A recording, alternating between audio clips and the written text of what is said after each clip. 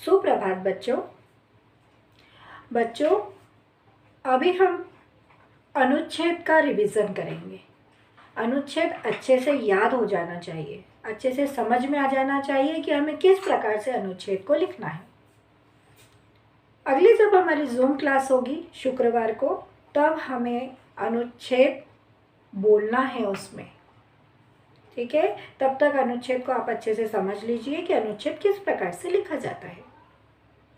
हमने अनुच्छेद पहले इस पाठ को कर लिया है, लेकिन अभी हम इसे पुनः दोहराएंगे किताब के माध्यम से, ठीक है। सभी अपनी किताब निकालिए, हिंदी व्याकरण, उसमें अनुच्छेद पाठ हम फिर से देखेंगे।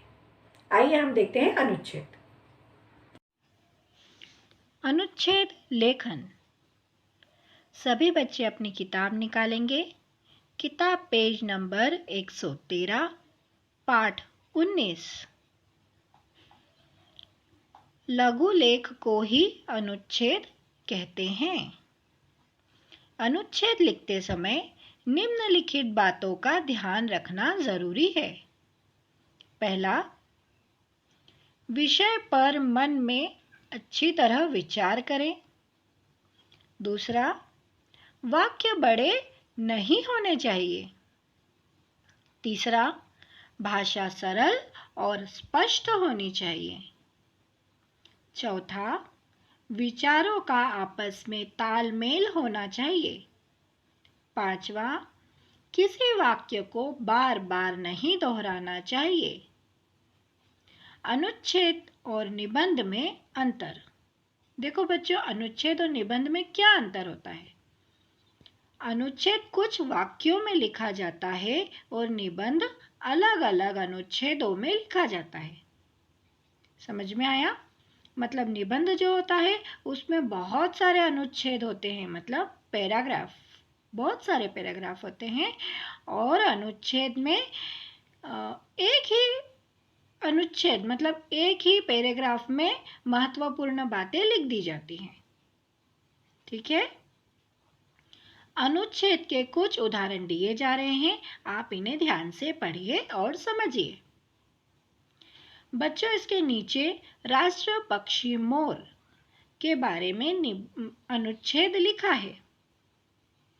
इस अनुच्छेद को हमने अपनी CW कॉपी में भी लिखा है और पॉइंट वाइज लिखा है ताकि आपको जल्दी याद हो जाए।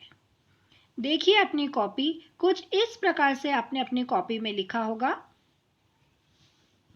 राष्ट्र पक्षी मोर। मोर को पक्षियों का राजा कहते हैं। मोर हमारा राष्ट्रीय पक्षी है। मोर का शरीर दूसरे पक्षियों से भारी होता है। मोर की गर्दन लंबी और आंखें छोटी छोटी होती हैं।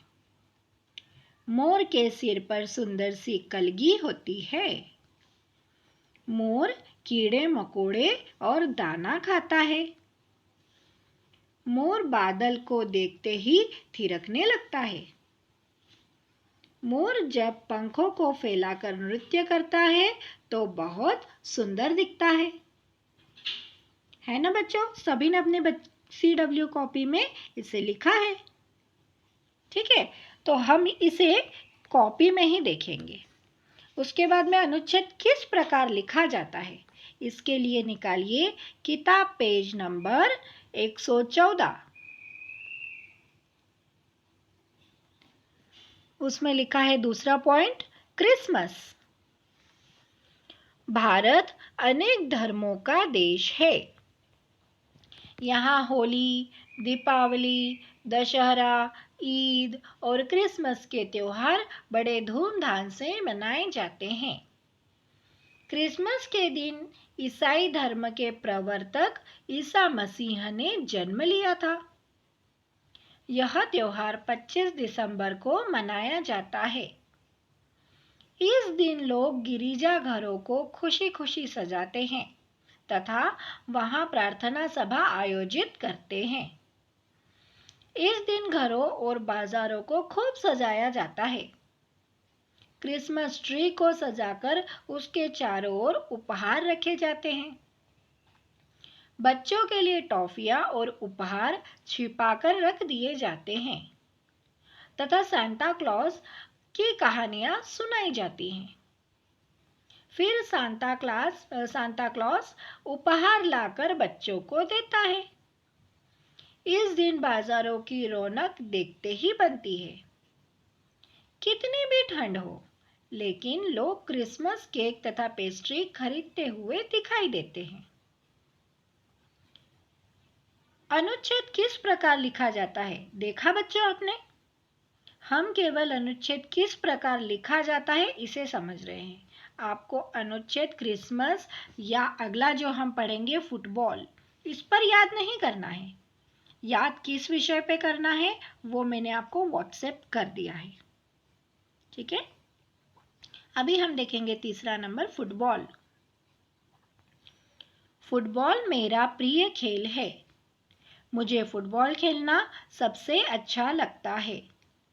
इस खेल को एक बड़े मैदान में खेला जाता है। खेलने के लिए एक फुटबॉल और गोल करने के लिए 2 जाल लगते हैं। हर टीम में 11-11 खिलाड़ी होते हैं। अपने गोल की सुरक्षा करने वाला खिलाड़ी गोल रक्षक मतलब गोलकीपर कहलाता है। वह फुटबॉल को गोल के अंदर जाने से रोकता है। अन्य खिलाड़ी मैदान में खेलते हैं। हर टीम फुटबॉल को दूसरी टीम के गोल की ओर ले जाने की कोशिश करती है। फुटबॉल को पैरों की ठोकर मारकर खेला जाता है। अगर कोई खिलाड़ी फुटबॉल को हाथ से छू ले तो उसे दंड दिया जाता है। जो टीम अधिक गोल करती है उसी टीम को विजेता माना जाता है। देखिए बच्चों, नीचे लिखा है आओ पाठ दोहराए। किसे कहते हैं अनुच्छेद? एक लघु लेख को अनुच्छेद कहते हैं। अनुच्छेद लिखते समय क्या सावधानी रखना चाहिए? अनुच्छेद की भाषा सरल व शुद्ध होनी चाहिए। आया बच्चों समझ में? बच्चों, अनुच्छेद लेखन आपको समझ में आया। अब हमें किस विषय पर अनुच्छेद याद करना है? परीक्षा में किस विषय पर पूछा जाएगा? जल प्रदूषण, वसंत ऋतु और राष्ट्रीय पक्षी मोर। फिर से सुनिए, जल प्रदूषण, वसंत ऋतु और राष्ट्रीय पक्षी मोर, ये तीनों अनुच्छेद अच्छे से समझना है और फिर याद करना है, ठीक है। लिखने की प्रैक्टिस करना मतलब याद करना।